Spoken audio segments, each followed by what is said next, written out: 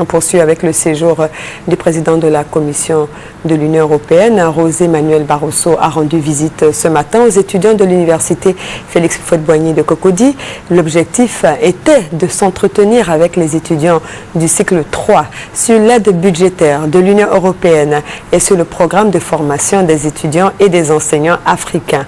Compte rendu Patricia Oumou et Tia. Personnalités prestigieuses de l'Union européenne, du gouvernement ivoirien et du monde universitaire sont présentes à cette séance académique.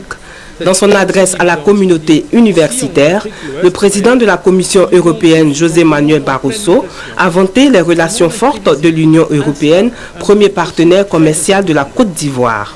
Insistant sur l'impératif de la réconciliation nationale, le premier responsable de la Commission européenne a souligné la nécessité d'instaurer une justice impartiale et de rétablir la sécurité. L'Union européenne a été et restera toujours aux côtés de ceux qui défendent la démocratie et la liberté, le dialogue et la réconciliation, le respect de la dignité humaine et de la règle de droit.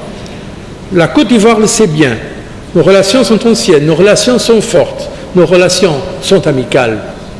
Et alors que la Côte d'Ivoire progresse sur le long et exigeant chemin de la prospérité, du développement, de la démocratie, vous pouvez être assuré du soutien sans faille de l'Union européenne.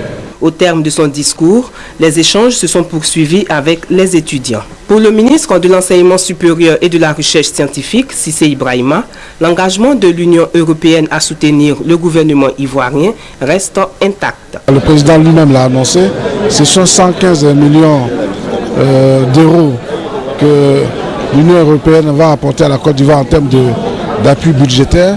Et lui-même l'a dit, sur ces 115 millions d'euros, une partie sera allouée à l'enseignement supérieur et à la recherche scientifique.